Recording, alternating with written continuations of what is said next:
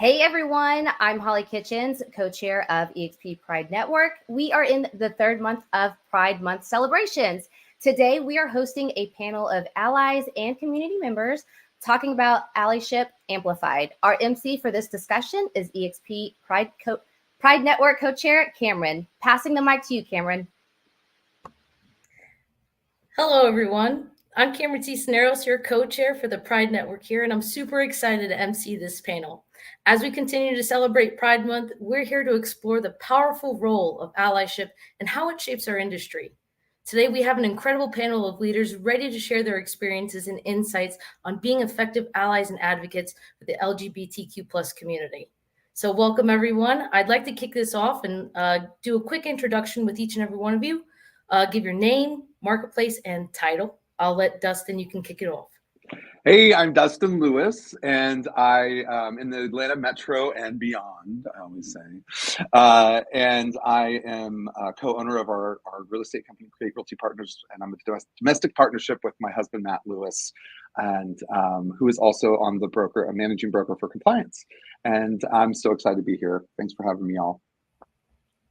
Thank you. Brandy? I think your mic is muted. Let's try that again. We'll be editing, right? Hi, I'm Brandy Sanders. My pronouns are she, her. I'm in the Oklahoma City area. I work for Stride Mortgage as a mortgage loan originator. And vice president of the Oklahoma City chapter of PFLAG and board member at Small with the LGBTQ plus Real Estate Alliance. Amazing. Robin. Hello, everyone. My name is Robin Palmore Amos. My pronouns are she, her. I am a real estate agent or realtor here in the Atlanta market. And I also recently became a mortgage loan originator. So I actually am wearing both hats these days. And I live in Atlanta with my beautiful wife and 2 children. And I've been with EXP for about 3 years. So just happy to be here. Amazing. Tally. Well, hey, I am Tally, and I am a transaction settlement manager for state and domestic teams here in Texas with EXP. And I also am just a DI champion. So love to be here and happy to be a part of the conversation. Awesome. Well, thank you guys so much for being here today. So let's just dive into it.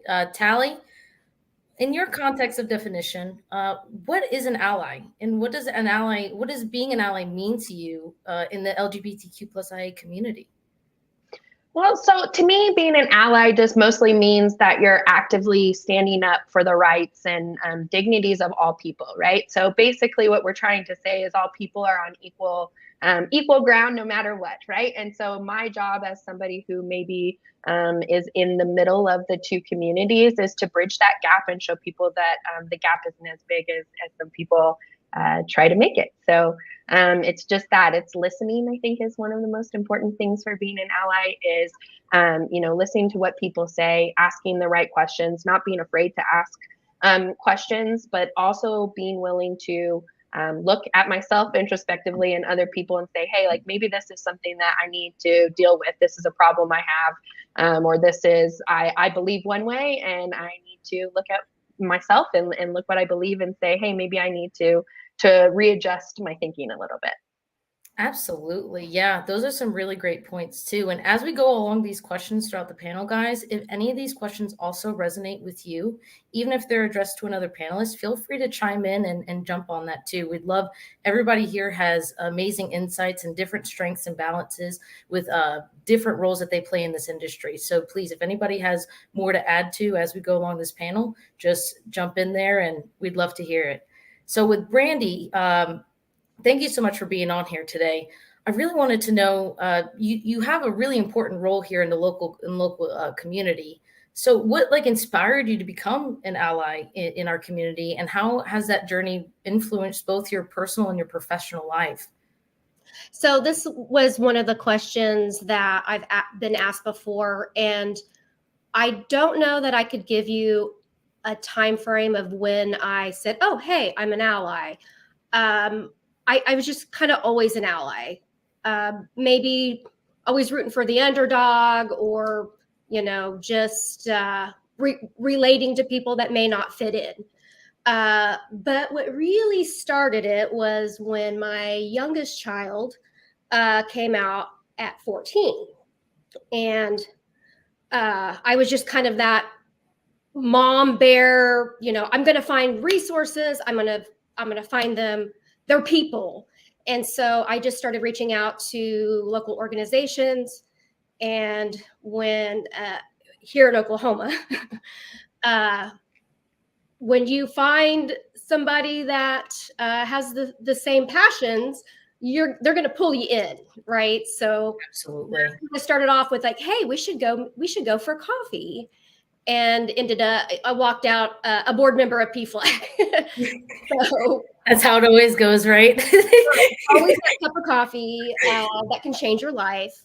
And it, being in a little bit more of a conservative state, and this is around 2014, so I thought I would have to keep that separate, my professional beliefs and passions, and my professional side. So I finally came to the realization that I can do both.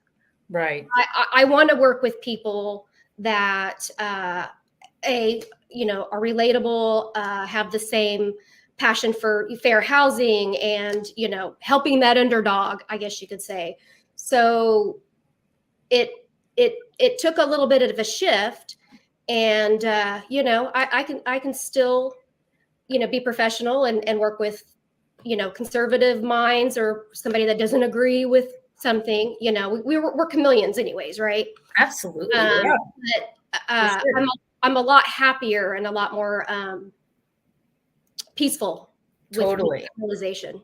So I have a follow-up question for you on that, actually, since you just mentioned that your child came out in 2014, that was, right? Yes. So as an ally parent, how did you find your tribe? You said you were reaching out to these resources. Did you find a struggle being in Oklahoma, as conservative as we were in 2014? I mean, I think we've made a lot of headway since then in 2024, a decade ago. How was it to find other allies? Did you find difficulty doing that? So just like most people, they have their favorite gunkle. So I reached out to my gunkle and I said, hey, guess what? Child number 2 finally came out. And they're like, about time. And I said, what's out there? As a 14-year-old, they're not going to the gay bars. They're not going to this. Like, what is there? And there, with some youth groups that were, with adult facilitators. And so dropped them off. It was almost like an overnight thing. Immediately, right. The kid came back and was smiling and talking about, well, this is what I learned about this. This is the term that, and just as doom and gloom as it feels sometimes with our environment, and, sometimes feels like it goes backwards. Yes. There are so many pockets of communities. And, once you find that, the world doesn't feel so big. Totally. And it just start, and then, this person introduced you to this person, and this person, we kind of start to huddle together, right? Absolutely. Yes. And so this next question, I really want to hear from everybody here, because we've got both allies and those that are a part of the community. What are maybe some misconceptions about being an ally that you have all experienced, both being an ally and, just being around them? What are some misconceptions that you guys have seen, and what are ways that we could possibly correct these? We could start with this. Yeah, I would say, I find it interesting, and I've heard this a couple times, where, well, when somebody's trying, right? I mean, it's somebody making a really grand effort, and there's a space where the heart's open and available to education and listening and hearing us say, hey, you know what? I appreciate your efforts so much. Would you mind if I helped guide you a little bit on that? And I think you're going to be a really powerful ally the way you want to be. And I think having those conversations and you know, it all, for me, and I'm an actor as well, but it all comes down to empathy and vulnerability, right? It all comes down on both sides of the street, right? So when somebody says something that maybe wouldn't fit in quite the way that would be the ideal way to say something or do something, but the heart's there, then if you're empathetic enough on that side, or on our side of things, then certainly that there's going to be some headway and some education and learning there, which you're going to probably make one hell of an ally. You know, you're going to help assist an ally that's just trying and failing like we all do every day in certain aspects, you know. So I think the misconception is that you can do it completely wrong, right? That's you can't do it wrong. Just listen, give it a try, you know, give it a try and Google. You know, I mean, seriously, but that's the thing, like Brandy was saying too, is like Google, you know, look out for these opportunities in the community groups and things like that, and just go, you know, just go and ask. Yeah. Absolutely. Yeah, I completely agree with that. I use my mother as an example. My mother comes from like a staunch, my mother's a minister. She comes from like a Christian background. So we had all these layers. And so I didn't come out till I was an adult to my mom. Wow. And you know, my mom, I greatly agree with Dustin. If the heart is there, you know, my mom, based on everything that she was taught, what have you, because she loved me, it allowed her a space and an open heart to listen to me, find out how I felt. And so now I don't care what circle she's in. She still has her group of church friends and all of this. She doesn't hide me. She refers to my wife as her daughter-in-law. I don't care what space we're in. We can go visit her at church. She doesn't care. Because she loves us and because she leads with love. And I think that's, for me, that's the main thing that makes it all better, you know, because we can't educate you, but I can't educate someone that doesn't have a willing heart, or doesn't lead with love. And they're so, you know, stuck into their roles. So I think the misconception is that no matter what you've been taught or what your beliefs are, you can be an ally, because everyone deserves to be who they are, to live authentically. So that's what I feel like some people, the misconception, some people think they can't do something based upon what they've been taught or how they were raised. And that's just not true. Absolutely. Yeah. I've got something in both of my eyes. It's fine. That's good stuff there, Robin. Woo! I think another a common misconception with allyship is that it's passive, or it's just limited verbal support, right? I think that, you know, to be an ally does require action, and it, like, participating in these local events, promoting inclusive policies, and even just being a visible supporter in the community. You know, like you said, embracing it and being inclusive and leading with love it really just makes us feel like we're a part of it, like we belong here, like there's nothing wrong with us. And that is a really good key point that I'm glad you touched on, Robin. So leading into, Dustin, I wanted to get your input on this first, because you're in Georgia. How do you navigate difficult conversations or confront instances of discrimination and prejudice in the industry? You know, I know that Georgia is definitely, like Oklahoma, where we're a little bit more on the conservative side. So I know with your experience, you've had to see and been through some of those conversations. How do you navigate those? Well, I think, first of all, I'll go back to the empathy and education, right? Because number one, it's to, as best as you can, call it out in a sense, let them know what's going on.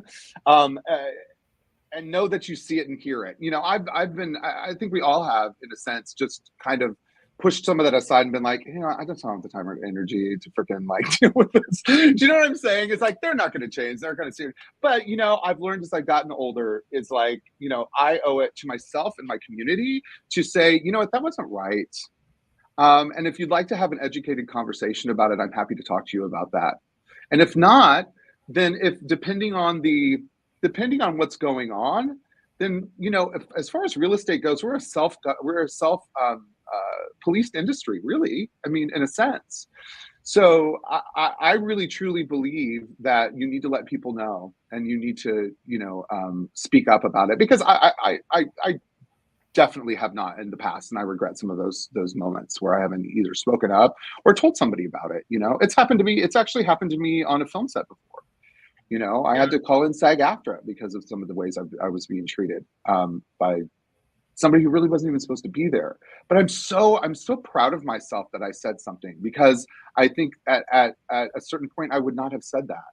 And so, I mean, I just wouldn't have. I've been like, oh, screw them. Forget it. Right. Whatever, and then I would Yes. hold on to that the whole time. And so I think going back to the whole thing of going like, well, okay, well, instead of wanting to rip their head off, why don't I find out why they said that or why they meant that, and say, I just want to make sure that I heard you correctly. Did you say X, Y, and Z? Because usually when you say the words back to another person, they hear it. Yeah. And they're just Yes. not spewing it, which I've done before. Been on, absolutely. It's Yep. very effective. Yes. It's true. Get them to repeat it. I think from an ally perspective too, it is super important for us to pay attention to those circumstances, because sometimes you can tell someone's uncomfortable. And I hate that. I'm super empathetic. And so I know when somebody is not happy about something, and it's my job, if I notice that, whether I'm an ally or not, as a human being, I think it's our job to address situations, to talk to people, and say, why would you say that? Or even sometimes it is an ally's job to defend the person. Sometimes somebody in the community doesn't feel comfortable saying it, and it says, well, I do. So I'm going to go say it, and you tell me what you want me to tell them. And if they're fine afterwards, everybody just turn away. It is what it is, But that is my job as an ally. That's my job as a friend, but it's my job as a human being, is to make sure that people are feeling okay. They're included, and not being discriminated against, for sure. Absolutely. Yes. So that leads me to my next question. Brandy, I'd like you to lead this off. Can you share with us, especially because you're, the vice president of our local chapter, share a specific instance where your allyship has made a meaningful difference and an impact to an individual in the LGBT plus community, or just within the real estate industry? So when we do our monthly support meetings, part of our, guideline and mantra is, what you learn and share here, you can, take with you, but, we protect identity. So I won't name, we'll call her Sally. So Sally's in maybe mid 50s. Okay. She came and was so distraught that her adult child wrote a letter and said, I'm transgender. They were, this parent was struggling with pronouns and really just wrapping their head around, like, how does this happen? And part of anybody's journey is there's still there's a grieving process of what your expectations are and what the reality is that may not happen. Fast forward maybe 6 months, pronouns went to go help recover with surgery, and has really become that ally, that golden unicorn that she was worried that her church was going to disfellowship her, and what are her friends going to think, and now she's out there and bringing other parents like her. Wow. So I think nobody's going to really understand what human nature really is, right? Yeah. And I think part of human nature is if it doesn't affect you, you don't really care. Yeah. With some things, and that's the same with allyship. A lot of people they don't care until it's their aunt or their child or their best friend. Then it becomes important to them. And so if we can kind of skip to the front of the line with that, and find allies that don't have that reason to be an ally, and then when they do, they're already there, they're already ready. And You know, one thing I was thinking about when we're talking about, you know, going to these community events and getting involved in the community, I appear to be extremely extroverted, but I have, you know, introverted tendencies. You know, I get very anxious. My hands are shaking right now because I know there's a camera on me and everything. So what I will say is when when I go to a community event or networking event that is LGBTQ based, my anxiety is 75% less. I know that I'm going to be welcomed. I know I'm going to have a good time. I know I'm going to meet great people.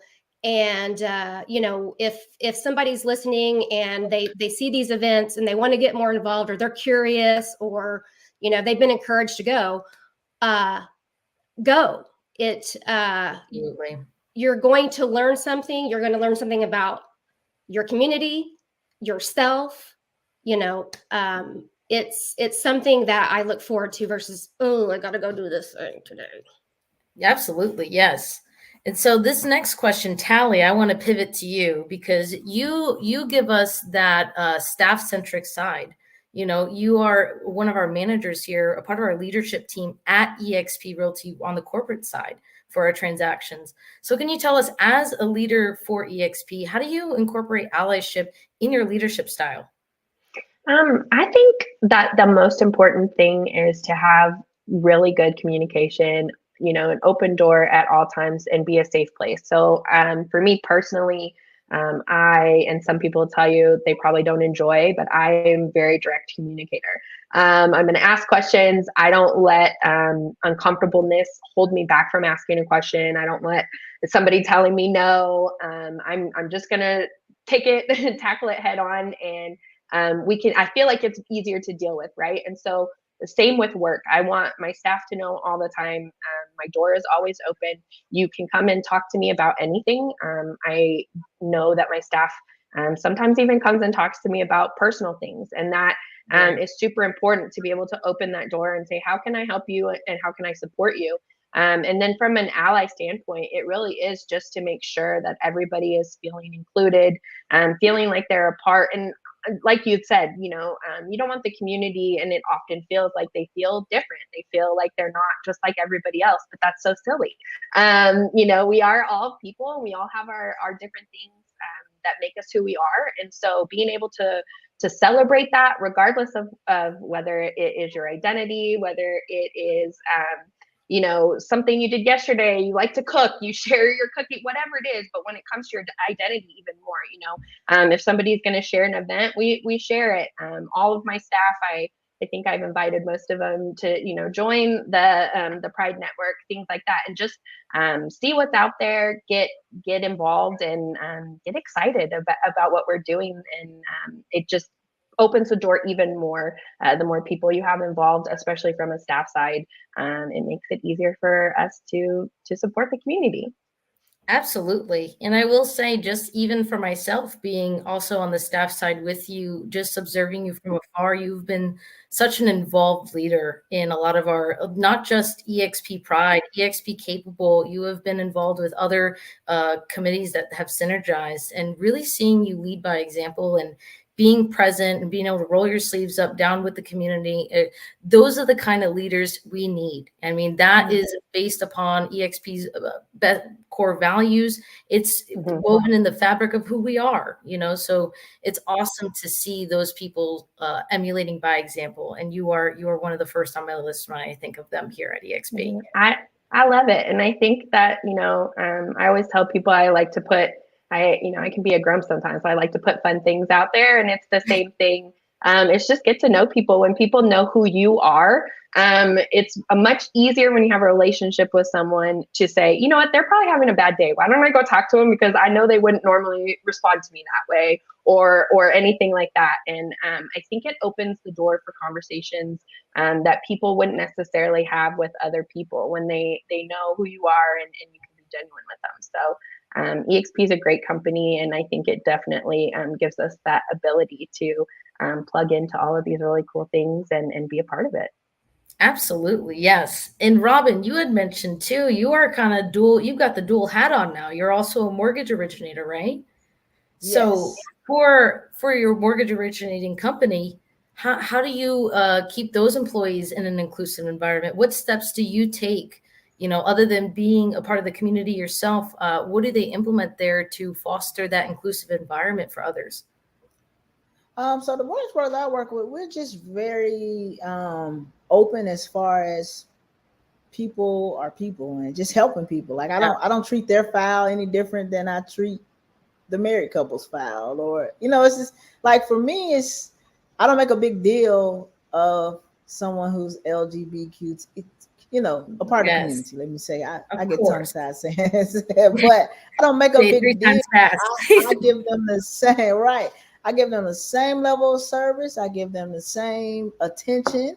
I give them, if they have any issues with a realtor or anything like that, and I will address it. I will partner them with other allies. Like if they've had a realtor who they came in contact with, and they are not leading them in a manner, not helping them.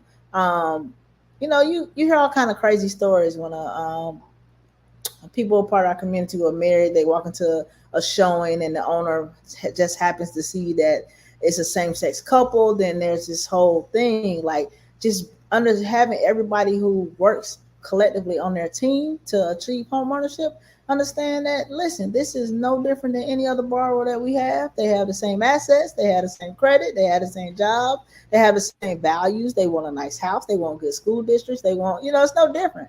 So that's my main thing. And anybody who I encounter in that circle, understand that that's the standard. If I see anyone is doing anything that treating someone differently because they are a part of our community, of course I am saying something immediately, because it can't be tolerated under any circumstances. Absolutely. No, right. And a lot of times the best leaders also adhere to those core values that they set out for themselves, for the community, right? Mm-hmm. So it's what we preach, we also practice, always being Absolutely. inclusive and leading with the heart, to what we said before, and just really being empathetic, and making them also feel like they are no different. There is no difference. Me being with a same-sex partner is no different than me with the opposite sex. I'm still the same person, same credit score, like you said. Absolutely. All right. Nothing Me and my changes. wife had the same arguments, I promise you. Absolutely. And so for those that, maybe are looking to be allies or looking to further their knowledge on this, Dustin, what resources or training programs do you believe, as someone in the community yourself, would be essential for allies to better understand and support the community in real estate? Well, I mean, I think, our LGBTQ plus real estate alliance training is just off the chain. Yeah. That the push that they're doing for that, I think it's excellent. And then, with PFLAG, go on, within the industry itself, but I mean, in general, it's just learn to be an ally for the communities that you want to be an ally to, right? And don't, and for me, I'm learning to be an ally for other communities. So, it's one of those things too. It's like, oh, wait a minute, we should all just be supporting each other, Absolutely. and then, so I feel like seek those out. I think if somebody wants the education and wants to get, certified, I think the LGBTQ plus real estate alliance is stellar. I just think the training they're offering is stellar. And then Trevor Project. I mean, PFLAG is huge as well. Go, once again, Google, the world is at your fingertips, and then talk to some of, EXP has such an expansive network. Reach out. I mean, look at all of us being in the same room together. It's just so wonderful. And just reach out to somebody that you've seen speak at EXPCon or something, and say, that really touched me, or that I was really curious about this and I didn't understand this. What would you suggest? And connect with people in your local community, because we're everywhere. We're everywhere. EXP's everywhere now, people. Yes. So come find us. Come find us. And for those that haven't heard of PFLAG before, can you give like a brief couple sentences on what that is? So PFLAG is, I'm sorry, regional director, because they did some rebranding, but it started out as an acronym: Parents, Family, and Friends of Lesbian and Gays. And so it was support for parents. Here in Oklahoma, the statistic of kids getting kicked out of their home when they come out is pretty high. And so Yeah. there's a lot of, local nonprofits that help with that. But Trevor Project is great. You've got a Human Rights Campaign, you've got GLAAD. I've become pretty close with Lance Preston with the Rainbow Youth Project. It's also a national organization. I highly encourage checking them out. They offer a crisis hotline. They raise funds for basically grants for mental health, housing, displacement. So, there's a lot of organizations out there, and a lot of them are starting to collaborate. And, it really just kind of all comes back to, we're all looking for the same thing. We want, a warm bed, food in our bellies, and to be happy. Yes. And I think, with allyship on any level, people that are asking for equal and fair doesn't take away from the pie, right? Nobody's asking for more with anything. Right. We all just want the same thing. We all just want to be happy and mind our business and hopefully retire at 65 and rent an RV and go around, the country. Well, okay, that might be just me, but whatever. So yeah, there's and I love that, organizations are starting these, DEI and I don't know that like 10 years ago, it was probably non-existent. And so there's been a lot of progress. It doesn't feel like it sometimes, but there's been a lot of progress. Absolutely. And to what you said earlier, I mean, personally, what has been the caveat to my growth, even in this sector, in this community, has been authenticity. I think the highest form of currency you can ever give anybody is authenticity.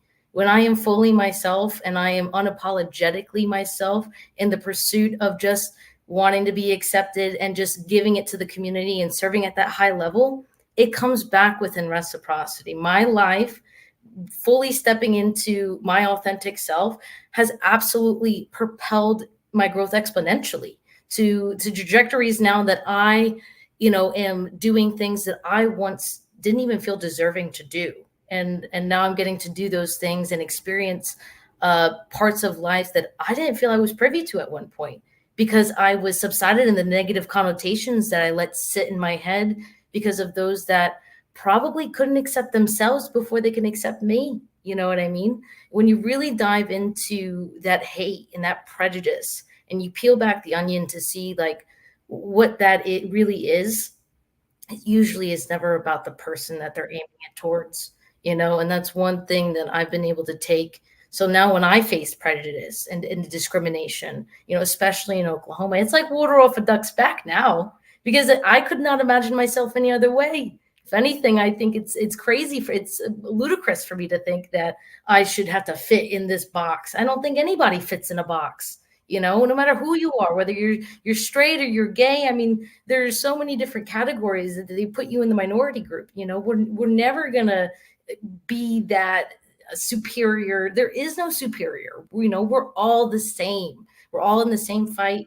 We all just want to lead with love, be accepted, and live a feasible life where, a lot of people just want to have a family, want to have the time to spend with them, the money and the freedom to allocate towards building that life and supporting them, or whatever you want to pursue.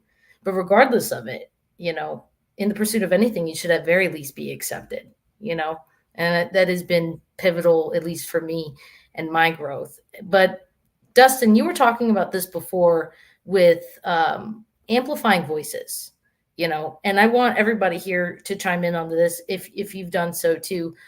Can you share a time where you used your platform to amplify other LGBTQ plus voices, especially in the sector that you're in and the platform that you have? Gosh, I feel like because I also do television and film, right? I think there's a real, I'm an actor in that. I think that platform allows us to, I love that you brought up authenticity. It's, I struggled with that a lot is like, am I like acting straight enough for this role? You know?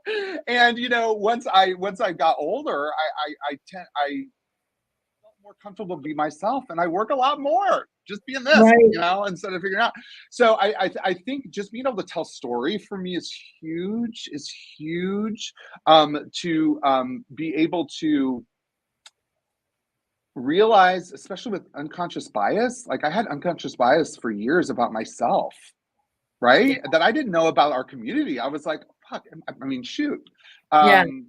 I'm sorry, F-bombs, so sorry. They just flow out like, but and so realizing that what was happening there and clearing those out for me is and accepting the fact that that's because of my upbringing. Yeah. And I think one of the big things that I do for my community, as an acting coach as well, or working with other real estate agents, is that I am unabashedly myself. I am myself all the freaking time, and especially in the television and film community, I know, and I've had people come up and say how much they appreciated me, just being myself fully and completely, and sharing my experiences both on set and offset, and my journey with that. So teaching and being pushing everything, all the nasty bits and everything forward for me.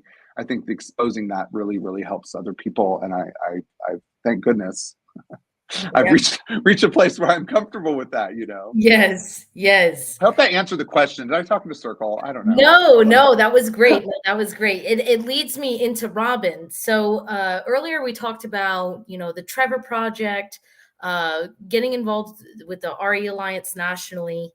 And so currently right now it's on the website. It's got, well over 460 active bills of anti-LGBTQ in legislation right now.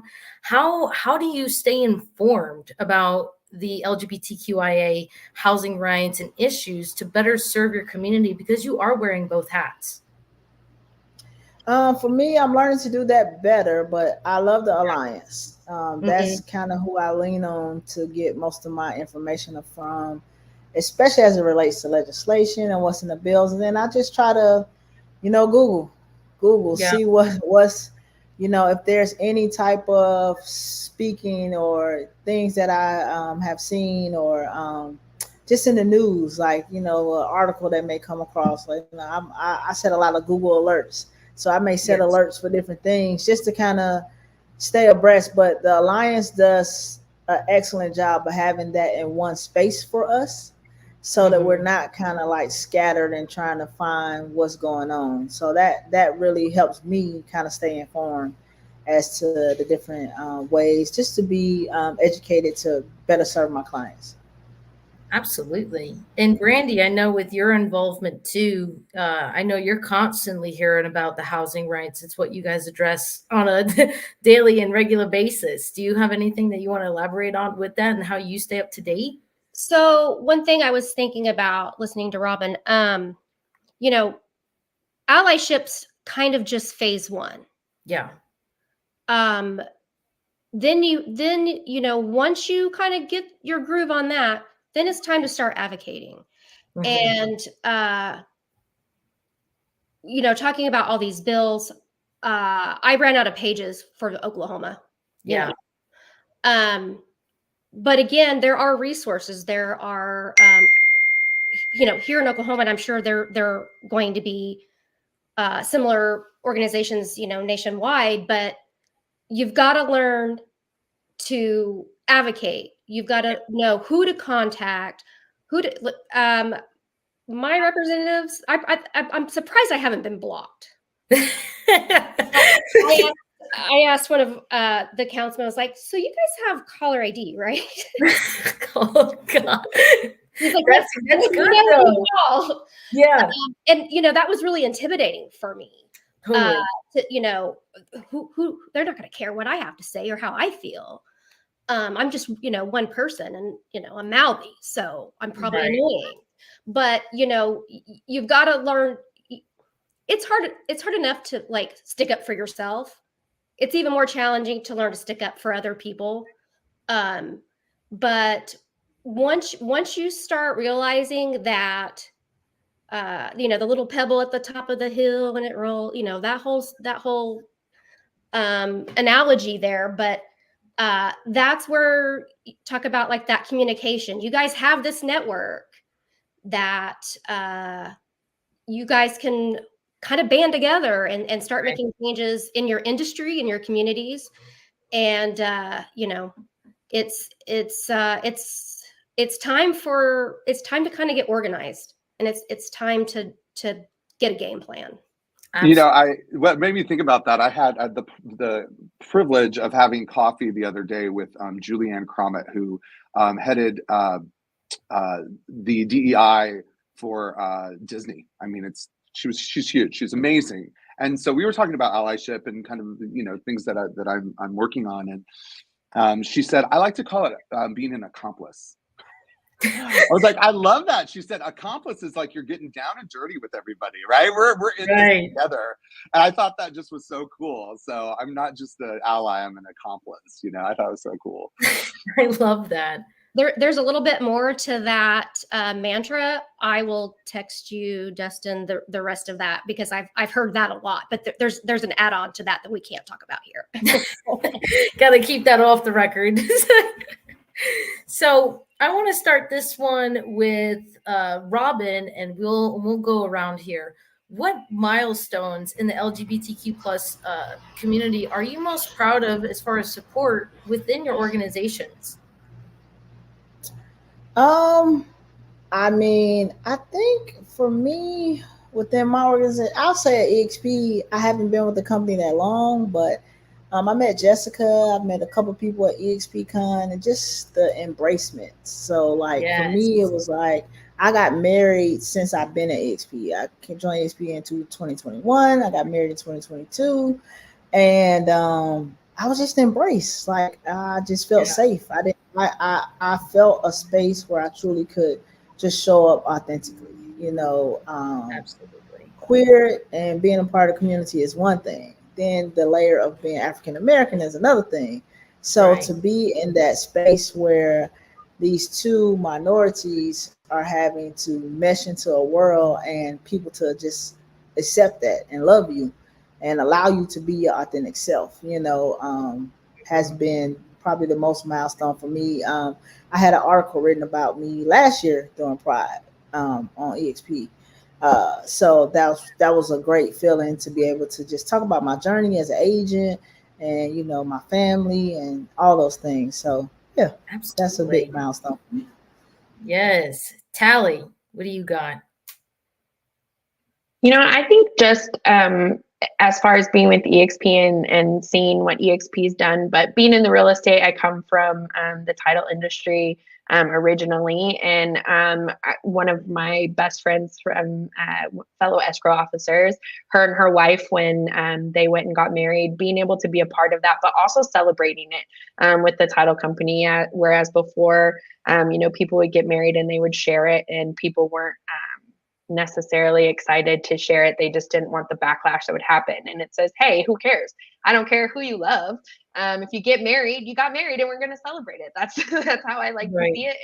And so being able to be involved in things like that, I haven't seen it as much on the EXP side, that there's been any pushback of not wanting to be involved. So that's even, I would say that's a milestone for me too, is being able to be a part of a company that I don't see the same, kickbacks of, well, maybe we don't want to do this. Maybe we don't want to do this because we don't want it to reflect bad on the company. And you think, well, people's personal lives and who they choose to love doesn't reflect bad on the company. That's not really have anything to do with the company. And so being with EXP and seeing that has been really neat. Absolutely. Yes. And Dustin. I think it was really interesting because Matt and I, my husband and I, have been a domestic team, and then Matt's now going. It's over a little over a year in corporate, so we've kind of seen all sides of the company, and it's just been great. I mean, I would agree, Robin, as well, is that people are reaching out to us to do things and me to talk about things, and and the fact that it's we're able to, number one, open minds on certain things, but also just feel the community is just, I mean, it's easy. It's easy for us to be part of something within a corporation that I think sometimes it can seem with other corporate entities itself to be like the thing that they have to do. Right. And I think here it's the thing that is completely part of who the corporate entity is. And then also, you know, the celebrating of everyone too. I just have to. It's just lovely. It just is. It's just very cool and warms my heart. Absolutely, yes. And Brandy. So I won't give you the number of years I've been in the industry, but it's a couple dozen. But I didn't realize that corporate culture would ever align. Like I always thought I was like, you know, me against the corporate system because we're never going to see eye to eye. And then once I started to, you know, seek that out, and when I met with Stride Mortgage and talked to their VP, I said, you know, you have Googled me, right? Like you kind of have an idea of like what I'm about and what, you know, what my interest and passions are with the community. And it's like, oh yeah, I definitely Googled you. And he said, you know, if you're passionate about that and that's something that's important to you, we're not going to run from that. We're going to help you run towards it. So absolutely. What do you need? Yeah, no, totally. And, blew me away. I mean, yeah, it, again, if you don't have it, you don't know that you need it. And yeah, no, definitely. You're like, I'm never going back. And so definitely that's really good insight. And I really appreciate you guys. We're coming to a hard stop here. We've got about 3 minutes before we got to close out this panel. So I just really want to take a second and thank you all so much for your insightful and extremely valuable contributions. Your stories and your strategies really highlight the power of allyship, right? And creating more of an inclusive and supportive environment for our real estate community. So to quickly close out this panel, can you end us with a few closing thoughts that you'd like to end on? Maybe how people can get in touch with you, maybe like a message or advice that you'd give to other industry leaders that are tuning in today. I would say, you know, I think what Brandy just said there too is like, if you're not finding what you need to thrive and do the things you want to do, then find out, search it out, because we're there, we're Absolutely. Here, we're there, and available. And I'm open book. So anybody who wants to reach out, you can DM me and create Realty Partners on Instagram, and I always get back to everybody. Or a call, Absolutely. Email, whatever. You can find me in Workplace if you're EXP, and however I can help. Always. The fastest close that we've got. You got 3 people in 2 minutes. Robin, go.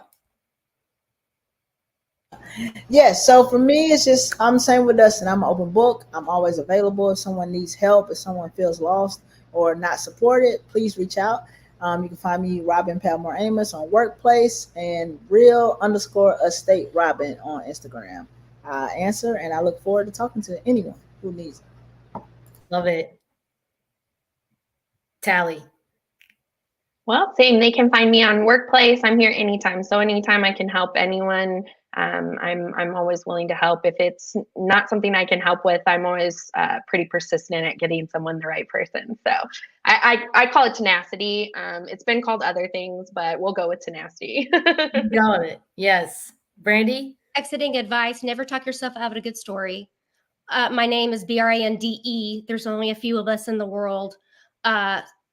If you would like to reach out, get with Cameron or Holly, and it's Borrow with Brandy on Instagram. That's what I got.